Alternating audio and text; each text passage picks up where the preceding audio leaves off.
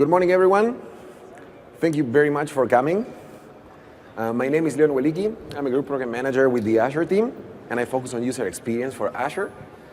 And today what we are going to talk about is about getting started with Azure through the tools that we offer in Azure, the portal, the mobile app, etc. So first, before we start, a quick show of hands. How many of you are using Azure already?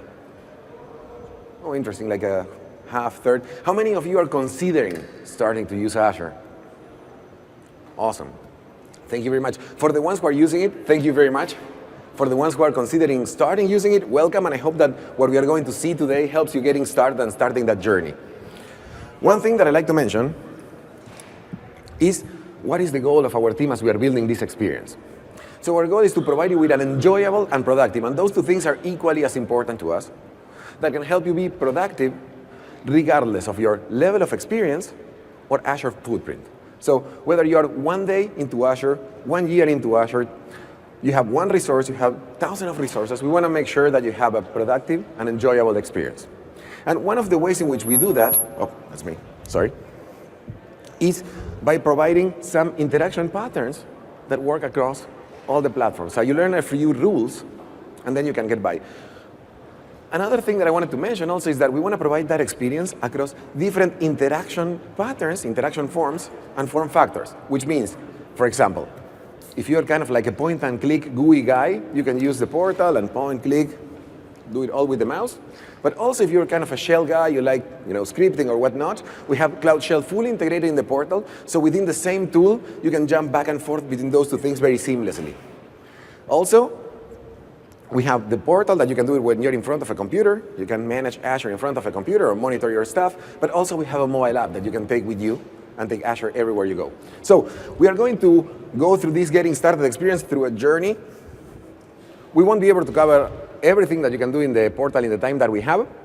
But we want to go from your first login to Azure, more or less what do you see. Then we will start creating a few resources. Basically, how do you go about, I want to create a web app, a SQL database, what do I do first to get started? Then, after you created those things, you may want to find them, and you might want to do something on them. So find them, manage them. Then the portal, we understand that, since we were mentioning that we have a very broad audience, everyone works differently. So you have multiple options to personalize the portal, to match what's important to you, and we are going to touch that briefly. We'll talk about dashboards, Cloud Shell, and we'll close with the mobile app. So let's get started. First thing. Oh, before we start, one of the things that I mentioned before, I ran a little bit ahead of myself a few minutes ago, but the idea is that we want to expose a few patterns that once you learn them, you can get by. I'm going to get to the middle to say this, and then I will have to do it from there because I have the computer on the other side. But we want to expose a few patterns that once you learn them, you can get by. So you learn how to, for example, create a resource, and you can do it for every resource. You know basic management tasks, you can do it across all resource types. So let's get started. So the first thing that you will see in the portal, let's say that is the first time that you log in into the portal. This is what you will see, or something close to this, which basically is the empty dashboard and the welcome tour. So we will offer a tour that is going to show you around and what are the main navigation options. We don't need to do it right now, but basically the idea is that you will get something that will help you get oriented.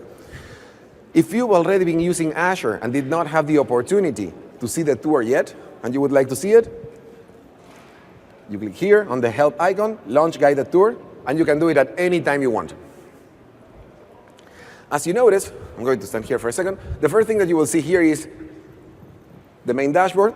You have a default dashboard here that basically exposes all your resources. In this case, we don't have any resource, right? So nothing to display there. Quick start tutorials of some of our most popular services, so you can learn about them. We will take you to our new and revamped documentation section. Access to the marketplace, health, and some of our most popular services, products and services. A very important point here is this plus new. So this gives you access to the Azure Marketplace. And how many of you are familiar with the Azure Marketplace? Several. So basically, one of the things that happen with the Marketplace is that it's huge. There are like about 4,000 packages that you can go and choose to build your applications, right? And sometimes it's pretty daunting. You get there, you don't know where to go. So one of the things that we do here is we give you like a subset of all those packages that are in the Marketplace, such that the most popular things, or the things that are used the most, are front and center. So they are always 2 clicks away. So let's do it. Let's first create our first web app, for example. So I'm going to hit plus new. This Get Started shows you some of the most popular things, but again, you have same categories that you may find in Azure.com. So if you know our marketing kind of messaging and our offering, you can translate it here. So what I'm going to do is I'm going to create a web app. So very easy, I get this form where I can provide a name for the web app, the resource group. We don't have time to go into all the parameters, but you get the idea. You get a form where you provide a little bit of data. Let's do one just for fun. We'll do this one. And that's it. Now we are validating, all this data is being validated to make sure that when we send it to Azure Resource Manager, it's going to be successfully executed, and that's done. You will see that you have a notification here. Oh, sorry, wrong click. And you can follow how the operation is going in the notification center. So we did this for a web app, but let me show you and get back to those consistent patterns. So that's web app. What happens with a SQL database? Same thing. And even though we don't have enough time, most of the fields are very similar. The default fields, there are a few fields that are always there. So SQL. Let's try another one to see if this thing, Cosmos DB. And by the way, as I was talking, our creation completed, and I got a notification telling me, hey, I'm done. I'm not sure if you noticed, but something popped on the right top corner of the screen. It's gone, but you can always find it back in the bell. So you click the bell and you can get to all your notifications. In this case, it's telling me, hey, I succeeded. You can go to the resource or add it to the dashboard. So if I do this, pin it to the dashboard, check this out. Now I have it available front and center, so it's one click away. But again, the key takeaway is that to create resources, even though we have a very vast marketplace, you have an experience that would walk you through a curated subset of the marketplace that is good when you're getting started and you're exploring, and the patterns that you would use for different resource types are going to be quite similar. So it's one interaction, you learn it. Again, then you need to learn some of the specifics, but from an interaction perspective, it's one that you learn and you can get by across the board. Let's keep going. So after we create the resource, what's the next thing that we want to go do? The next thing that we want to do is finding it, right? Like we need to find it. We need to find all the resources that we create. Let's say that we are building an app and we create a website, Cosmos DB, a Redis cache, you name it, storage account. So all resources, the item that is second, this one, gives you access to the list of all the resources that you own in a subscription. And this is one, there's very, very interesting thing to mention here. You see, that subscription was empty, and I created these two things. So we see two things in our all resources. But one of the nice things about all our resource lists is that they operate across multiple subscriptions and multiple locations. So you have a single pane of glass where you can see everything that you own. So let me show you. I'm going to go. I have right now 34 subscriptions that I have access to. But what I'll do is I could select them all, or I could say, let's select a few of them. Sorry. I'm going to select 4 in this case, and check this out. Right now what I'm seeing is all the resources across those 4 subscriptions, across all the locations in which I have resources deployed for those subscriptions. And again, this list, as you might expect, it has the ability of sorting by all the fields, filtering by different fields, even grouping, so you can group per location, resource group, or whatever makes your life easier to understand all your resource set. Now, in this list, I see resources. Yeah, I have a question. What's the hierarchy? Is subscription the highest level? You have subscription, resource group, resource. And the question was, what's the hierarchy? And it's subscription, resource group, resource. So this list is great, but as you can see, it's all type of resources. So the number of columns that you can see is common denominator. So sometimes it's not very interesting, right? So that's where all of these guys here come to play. So basically, each one of these is a list similar to this other one, but specialized to the resource type that you're selecting. Let me show you with an example that is way better. So I'm going to go to the list of virtual machines in this case. And you will see that the columns that I'm going to see, in this case, I see some of the default columns, but also some that pertain only to the virtual machine, like the status, the subscription. And more interestingly, we understand that everyone works differently. I mentioned personalization a few minutes ago. This list is fully personal. You can fully personalize it. So basically what you can do is there's a column chooser where you can choose what columns do you want to show. And if this column, for example, is not important for me, maintenance, which is not, I can take it away, and I can bring public IP address that, for example, I might care more about. So the idea is that when you have these lists, these specialized lists of resources, you're in full control of what columns do you show and what columns you don't, and the order in which they appear.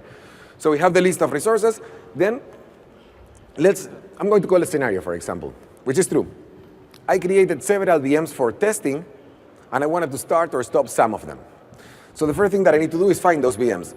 And luckily, I use the same prefix, test LW. So I have all of them. I'm going to stop these 4 that are running. So in any of the resource lists, you see these checkboxes imply that you can select multiple things, and you can take an action on them. So basically, in this case, I selected these 4. I'm going to click stop, and I will be able to stop all of them in a single operation. But also, by the way, this pattern applies to every resource list. So in any resource list that you see all these checkboxes, you select them, and there's going to be a command that you can run at the top. So I'm going to say stop. Also, another one that is not very well known is the fact that every time that you see this ellipsis here, means that there's a command, there's something that you can do on that line. So in this case, I did something on these 4 VMs, but also, if I wanted, I could stop or start this one individually. So we go to the list of VMs, scope it to the ones that I care about, even being able to act on them. There's also another way in which we can find our things, though, because you might think, hey, I don't want to go through the list. Sometimes I know exactly what I'm looking for. Or I use it recently. How can I get more effectively to a given resource and go to the next level of management? So another feature that we have is the global search that is always present, where basically, I'll take this out, sorry, which basically, as soon as it gets the focus first, it gives you access to your last recently used resources. So anything that you use, like the top 5, you can get one click, in one click without even using the keyboard. But as you start typing, let's say virtual, for example, we are going to search across all your resources, all your resource groups, all the service types that we have, and documentations in docs.microsoft.com. So we offer all of that together at a single location that you can use to search your stuff. In this case, I don't have a subscription that responds to virtual, so let me show you. I'm going to increase the scope of the search. So I'm going to search across everywhere. And if I type virtual again, you will see that we will get a bunch of documents, resource groups, and resources that respond to that match that keyword. Of course, remember that we were looking at my previous VM. If I would say test LW, we get everything that I created for those tests that I was alluding to before. So here, one thing that I can do is go directly to one resource. One thing that I like to mention, and this is an important one, resource management, we try to provide a very consistent set of patterns to manage resources. And there are a few patterns that if you learn, you can manage any resource type. Almost all of them respond to the same UX patterns. In all cases, you will see that there's a left navigation bar, a left navigation menu, that offers access to all the features, all the management features for that resource type, in this case, a virtual machine. We have a command bar where you have like some of the top commands, like start, stop, the things that you might expect, the actions that you might do on that resource, some essential information on the resource. The part at the left is quite standardized, so it shows you, like, as you were asking, the hierarchy, like the resource group, the subscription, all of that you can see typically here and the location, whereas this is typically resource specific. And in the client area, you always see like things that the resource owner decides to elevate. Typically, you have some metrics, access to some key functionality, summary of things that happen, and whatnot. Now, one thing that I'd like to call out is these five are pretty consistent across all resource types. So that means everyone has a home page where you will see commands, essential information, and some key information like metrics or key features that they want to highlight. Activity log give you access to all the Azure Resource Manager logs, or everything that happened on that resources in the management plane. You will be able to see it on one click, and it's always the second item. Next, access control lets you secure this resource. It's what you use for RBAC. And again, it's at a consistent location always. Tags lets you add metadata to create your own taxonomy of resources. And this is a very important one that not much people know. And this is important, especially if you're getting started with Azure. This is a troubleshooting blade that what happens is, I want to highlight one thing that gets often unnoticed, and it's pretty important. You have the health. We just stopped it, so there's no health activity. But this is the one that is the most important one, solutions to common problems. So typically, most people tend to dismiss that because it's like, I might not have a common problem, but the way in which items get to that list is we ask every service owner to go and talk with support and ask them, what is the 80% call driver? What are the main call drivers that you have in a given period? And those call drivers, like the main things that they get called for, are the things that you will see there. So it's very likely that you will hit one of those. So I would recommend if you get stuck, try here. And these instructions are in pretty good shape. So it's typically, in all cases, it's a 1, 2, 3, 4, like a numbered list of things that you can go do in order. And again, they, for most resources, represent the most common cases that CSS has to attend. One thing that I like to do also to prove how these patterns, not to prove, but to show how all these patterns are applied across the board. We just saw a VM.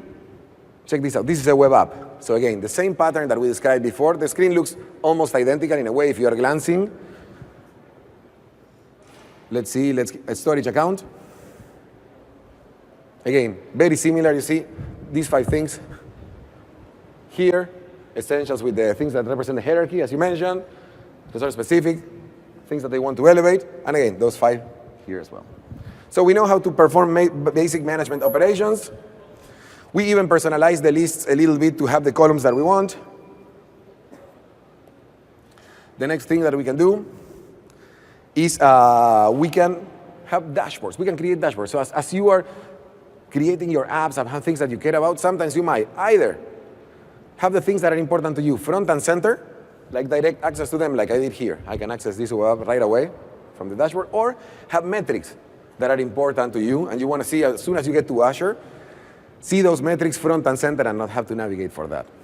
So the Azure portal gives you the ability of creating multiple dashboards. Those dashboards can be private, so are only for you, or can be public, which is you can share with anybody else in your team. Let me show you an example of one of the dashboards that you could create.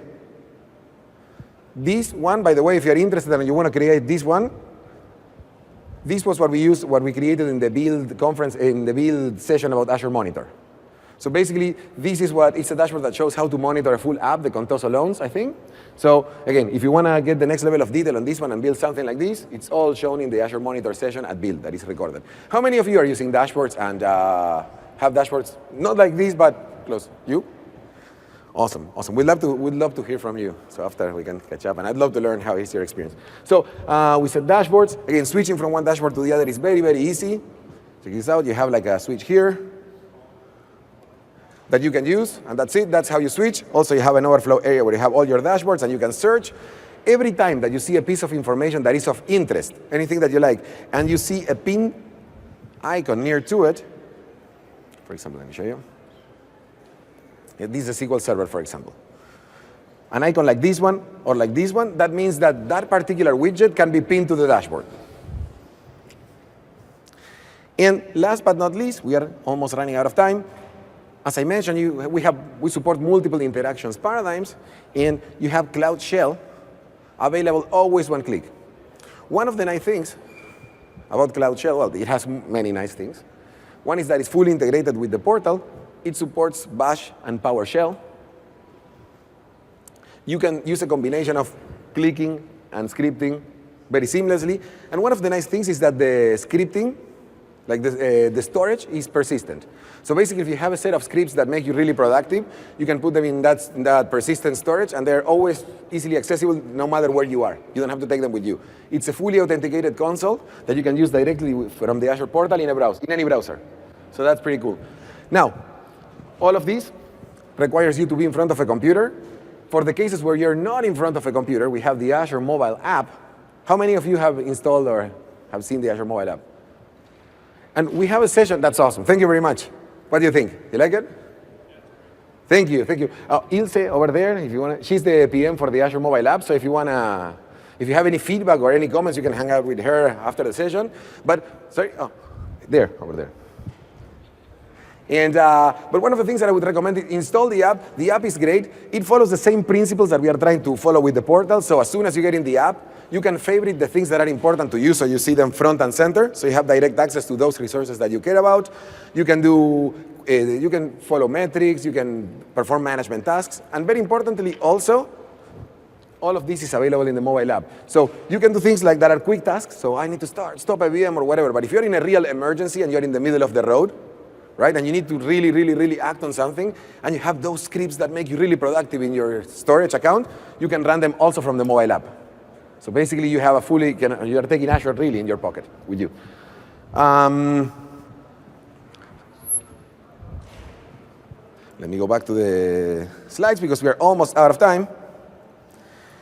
But of course, we just scratch the surface of what you can do with the Azure user experience. If you want to continue the journey, one of the things that I would recommend, we put 2 blog posts yesterday, one about the Azure user experience, which basically shows like a lab around, not most, because again, it's very vast, but shows some of the key functionalities that you have access to. Some of them we talked about here, some of them we did not cover, but I think it will give you a good overview of what's available.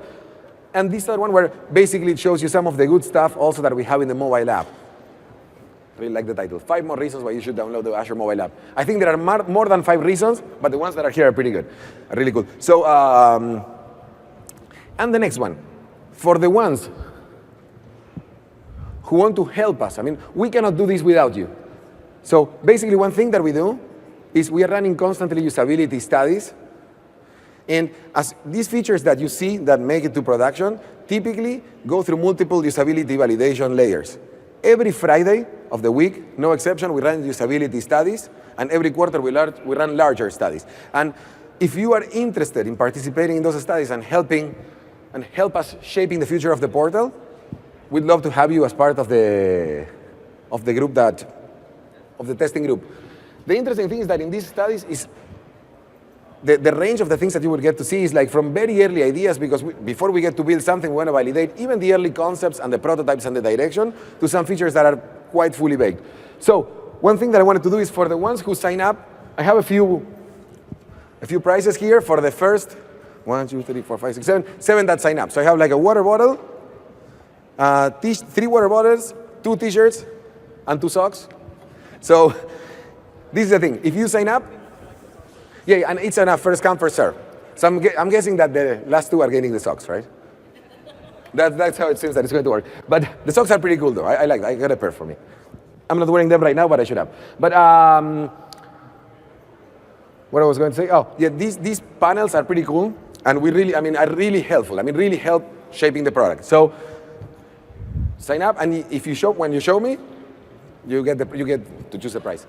So I think that's all. One last thing, I wanted to give you like my contact information. So if you have any feedback about the portal or the Azure user experience, you can reach out directly, and we always love to hear from you. So I'm going to bring back the other one because I want you guys to sign up, but feel free to write directly if anything comes to mind, if you have any issue as you're getting started or you're using Azure. So thank you very much, and let me get back to the sign up slide, if I can.